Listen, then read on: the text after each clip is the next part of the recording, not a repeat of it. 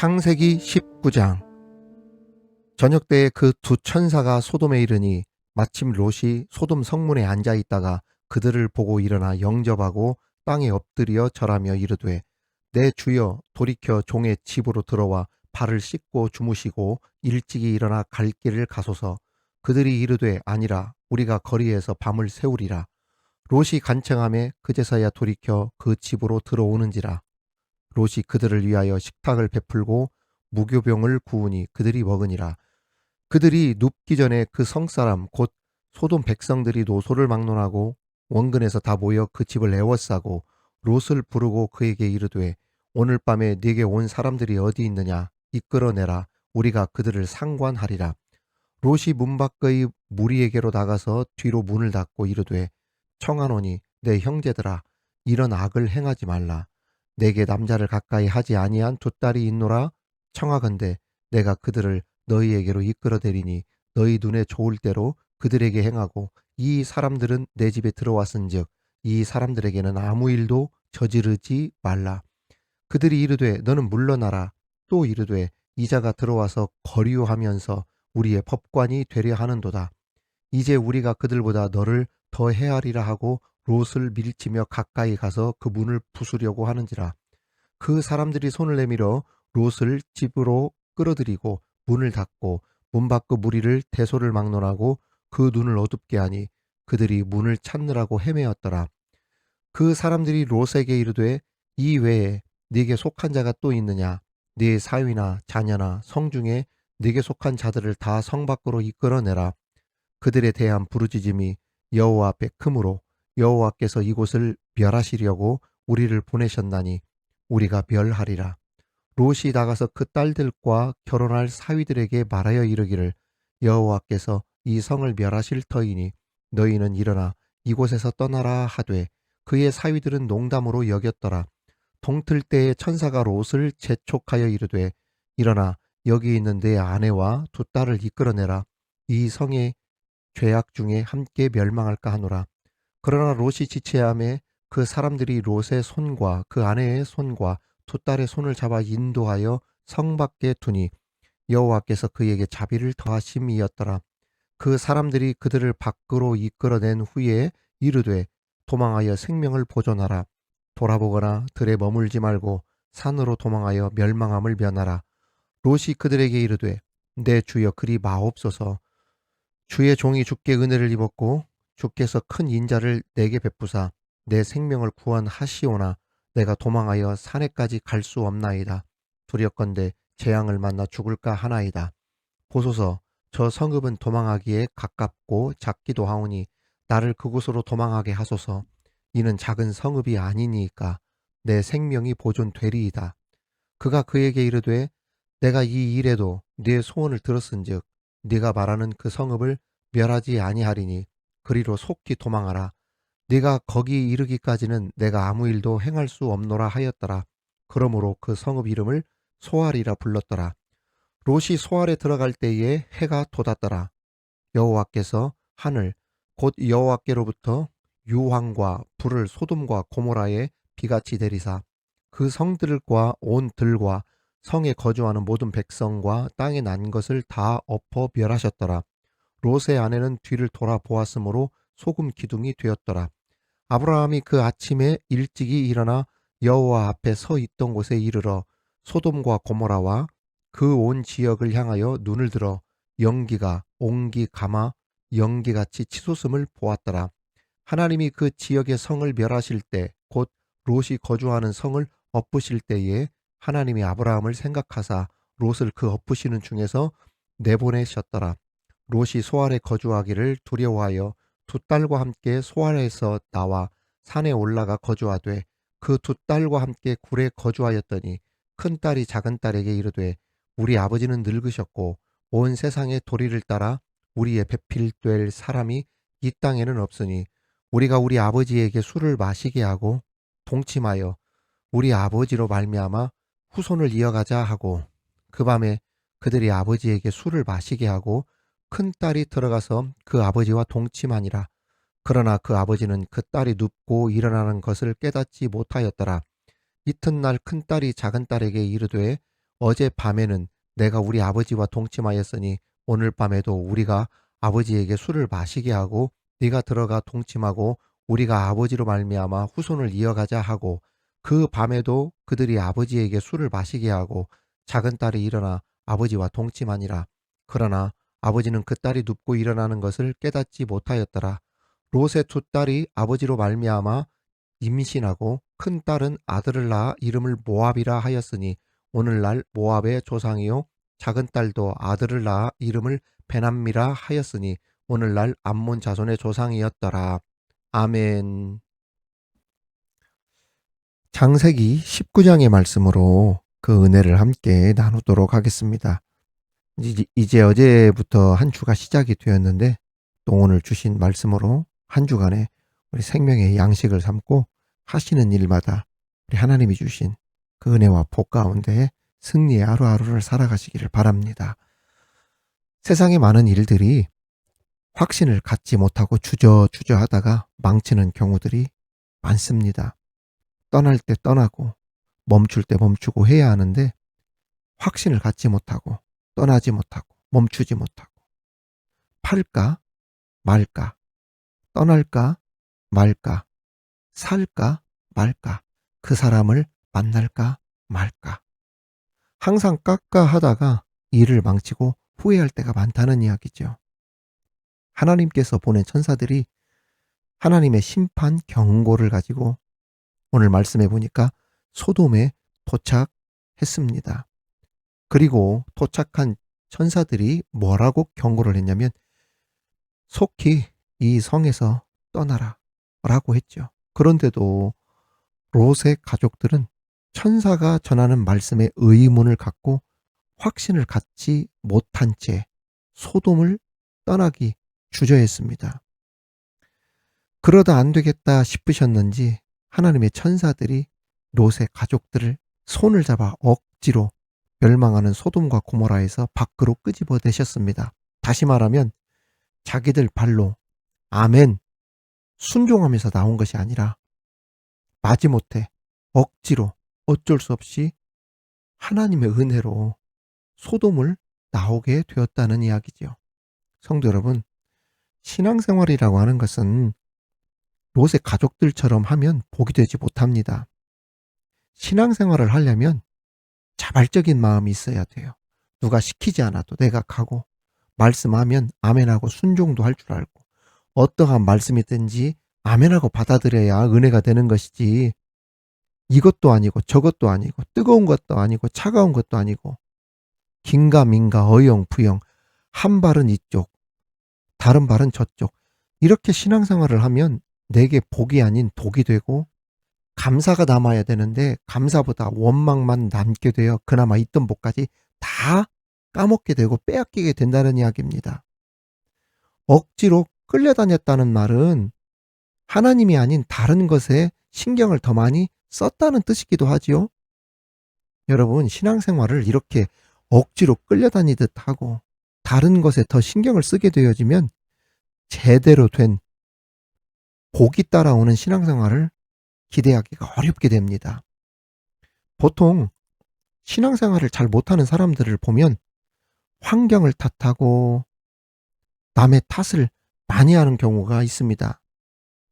모든 사람들이, 모든 성도들이 우리 목사님 설교에 은혜가 된다고 하는데도 자기만 은혜가 안 된다고 주의종 탓하고 교회 시설 안 좋다고 탓하고 주차장이 비좁아 교회에 오기 싫다고 하고 자꾸 교회에 좋은 것들도 많은데 안 좋은 것들만 이야기하고 모이면은 좋지 않은 이야기들만 하고 부정적인 사람에 대해서 집중하는 그러한 경우들이 많고 여러분 믿음이 좋은 사람이 되려고 하면 자꾸 잘 되는 것을 생각을 해야 돼요. 잘 되는 것을 이야기해야 되고 그 부정적인 말 하는 사람들은 멀리 해야 됩니다. 긍정적인 말을 하는 사람들 중심으로 모여야 되고 그래야 교회가 부흥하고 성도들이 건강한 신앙생활을 할 수가 있는 거예요. 그런 사람들이 신앙생활이 잘 자라게 되어지죠. 가끔은 저도 지난날 지냈던 일들을 생각해 보면서 제 속을 뒤집어 놓았던 사람을 생각할 때가 있어요. 맘 같으면 아이고 한숨 소리가 절로 나오는 상식을 벗어난 나를 힘들게 했던 사람이 왜 생각이 나지 않겠습니까? 살다 보면 저뿐 아니라 아마 말씀을 듣는 우리 구독자들이나 성도들 가운데 또 그런 사람들이 한두 명은 꼭 있을 겁니다. 그러나 거기에 얽매여 있으면 신앙생활 하기가 어려워요. 심판은 하나님이 하시도록 맡겨놓고 나는 나의 갈 길, 나의 신앙 잘 지키며 흔들리지 말고 나가야 됩니다. 그래야 복된 신앙생활을 할 수 있어요.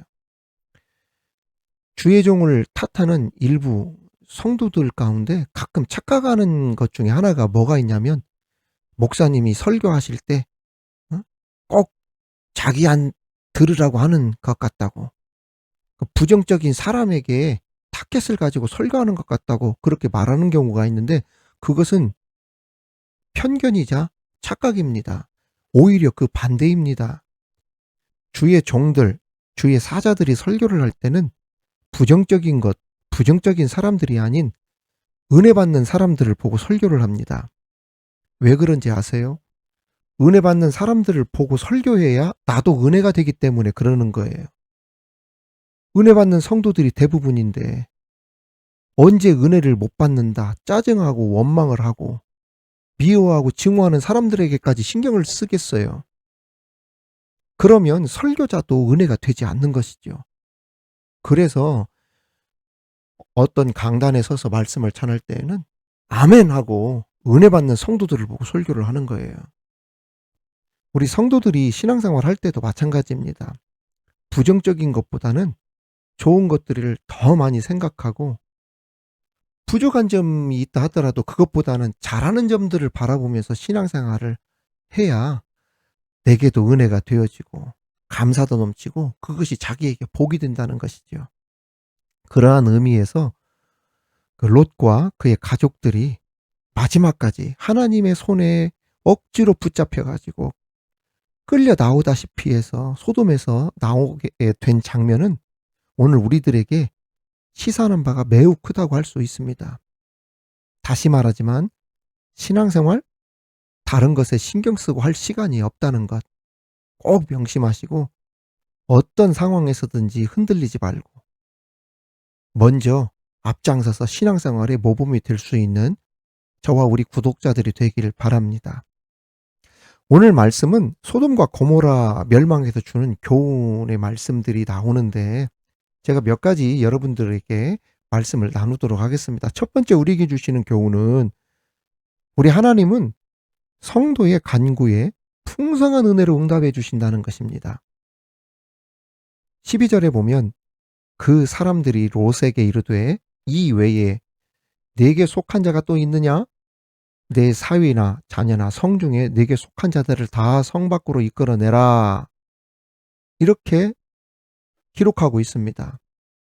여기에 나온 것처럼 롯의 집을 방문한 두 천사는 소돔을 멸하기에 앞서서 롯에게 그의 사위나 자녀나 성중에 그에게 속한 자들 다 성 밖으로 이끌어내라 이렇게 명령하고 지시하셨습니다.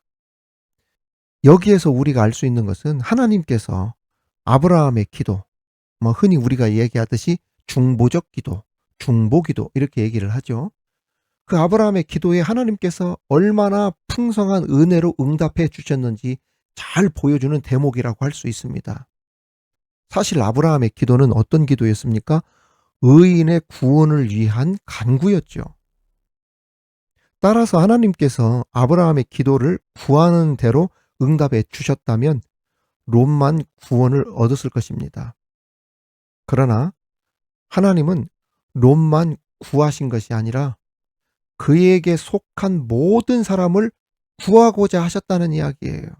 하나님은 자기 백성의 간구에 간구한 대로 응답해 주시는 것이 아니라 아브라함은 롯과 그의 가족들에 대해서 기도를 했지만 우리 하나님은 더 풍성한 은혜로 응답해 주신다는 것을 알 수가 있습니다.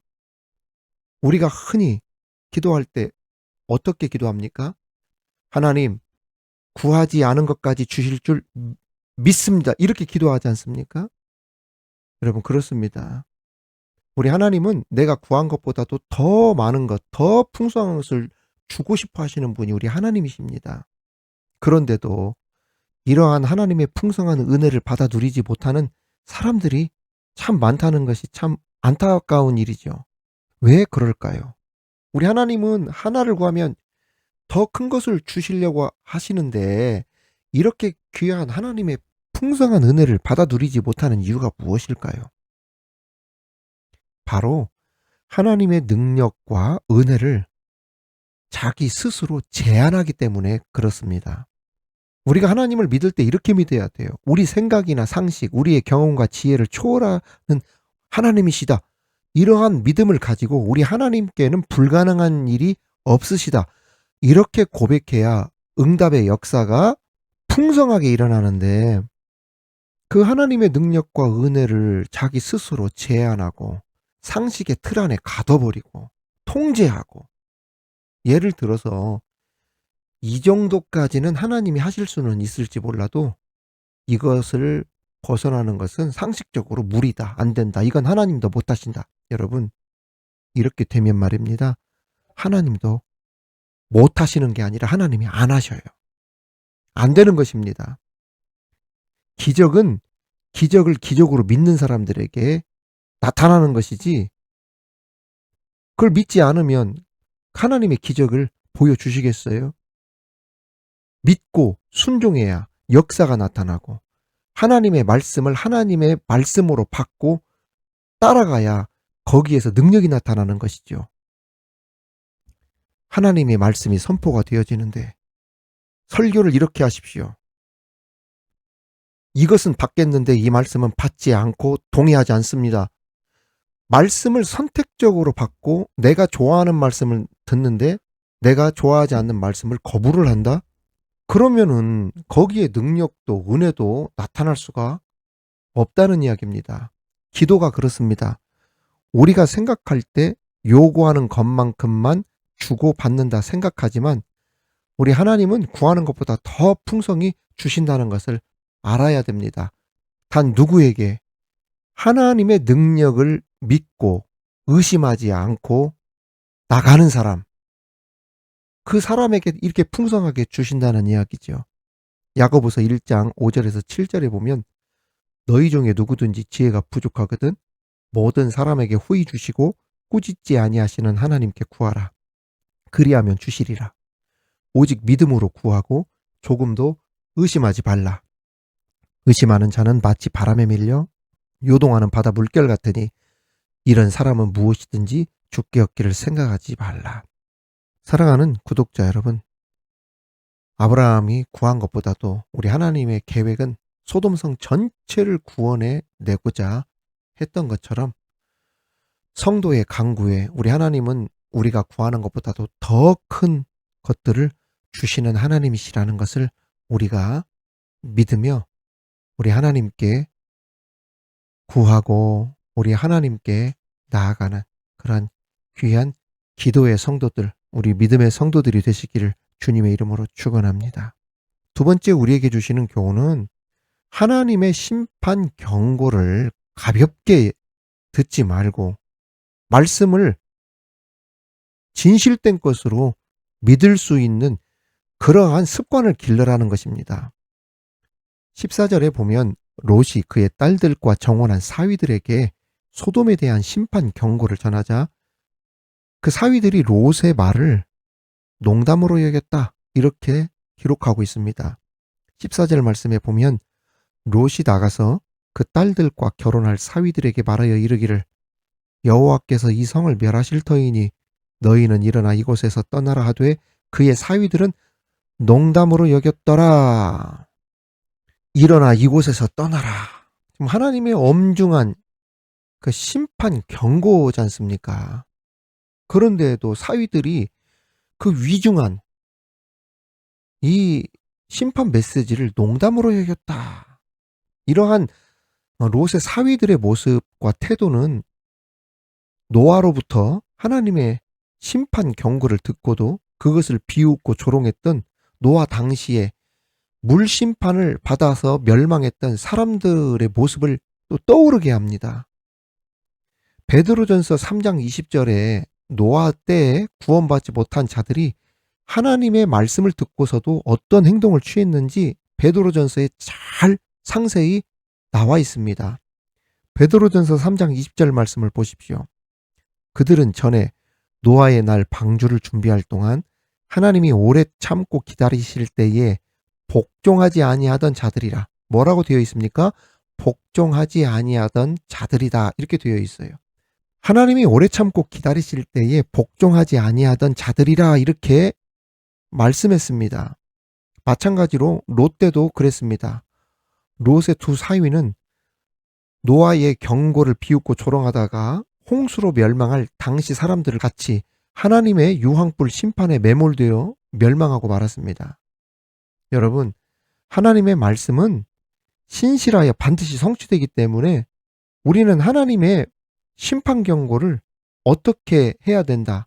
진실된 것으로 믿고 복종하지 아니하는 것이 아니라 순종하면서 그 말씀을 따라 그에 대한 대비를 할 줄 알아야 돼요.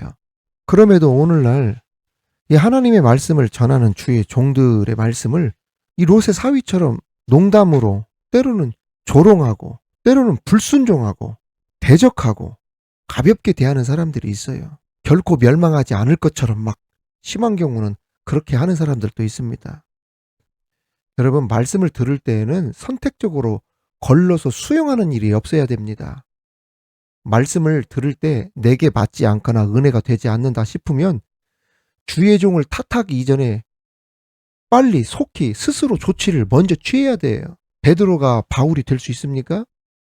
바울이 베드로가 될 수 있어요? 말씀 전하는 것과 사역 방법에는 차이가 분명히 있습니다. 바울도 마가가 자신과 맞지 않는다면서 마가와 선교 여행을 동행하지 않았습니다. 그렇다고 바울을 하나님이 책망하셨습니까? 마가를 하나님이 책망하셨어요? 그렇지 않아요. 각자 다 다르다는 거예요. 색깔도 다르고 목회하거나 나가는 설교라든지 이 방법들이 다 다르다는 이야기예요. 본질은 같다 하더라도 방식에 있어서 차이가 있었다는 이야기예요. 바울이 다른 길을 가고 마가가 다른 길을 걸어갔어도 서로 나뉘어져 가는 그 길을 하나님은 인정해 주었다는 이야기입니다. 틀리기 때문이 아니라 사역이나 말씀 전하는 방식이 다르다는 것, 그것 때문에 하나님이 둘 다 인정해 주었다는 이야기예요. 그래서 바울은 뭐라고 얘기를 했냐면 그리스도 안에서 하는 모든 일은 합력하여 선을 이룬다. 우리는 이 생각을 항상 가지고 있어야 돼요. 모든 성도들이 은혜를 받는 말씀이 내게는 농담처럼 들리거나 복종하고 싶지 않은 말씀처럼 반감이 생긴다고 한다면 자신의 생명과 안위를 위해서라도 속히 조치를 취하는 지혜가 있어야 됩니다. 롯의 사위들이 심판의 불이 떨어지는 소돔에서 나오지 못하고 끝내 심판을 당하게 되었던 것도 그 경고의 말씀을 듣고서도 영적 조치를 빨리 취하지 않았기 때문에 그 일이 벌어졌던 것이죠. 하나님께서는 당신의 택한 백성을 위해 오래 참고 기다리십니다. 하지만 영원히 기다리시진 않습니다. 정하신 때가 되면 하나님의 심판이 행해질 것입니다. 그러므로 하나님의 말씀을 들을 때 성경에서 엉뚱하게 벗어나 이단 사설이라든지 이런 이야기가 아닌 이상 그 말씀을 진실된 것으로 믿고 그 말씀의 은혜로 살아야겠다는 결단을 가지고 하루하루를 힘차게 살아가시길 바랍니다. 사랑하는 우리 구독자 여러분, 오늘 말씀, 하나님은 우리가 간구한 그것보다도 더 풍성한 은혜를 주시고자 하는 우리 하나님이시다. 우리가 이것을 기억하면서 의심하지 말고 믿음을 가지고 우리 하나님께 기도로 승리하는 저와 여러분 되기를 바라고, 또한 하나님의 메시지를 선택적으로 내가 골라드리려고 하는 그런 것 없이 어떠한 말씀이든지 주실 때 아멘하고 믿음으로 받아들임으로 하루하루를 승리의 삶을 살아가시기를 주님의 이름으로 축원합니다. 하나님 아버지 감사합니다. 내가 구하는 것보다도 더 큰 것들을 풍성한 은혜로 채워 주시기를 원하시는 그 하나님 앞에 믿음의 흔들림이 없이 의심하지 말고 아멘으로 나아가며 기도로 승리하는 우리들 되게 하시고, 어떠한 말씀이든지 선택적으로 걸러서 내가 받고 싶은 것만 받고자 하는 그러한 것이 아니라 말씀만 하옵소서 내가 아멘 하겠습니다라는 마음으로 말씀으로 승리하는 우리 모든 구독자들, 우리 성도들 되게 하여 주옵소서. 예수님 이름으로 기도하옵나이다. 아멘.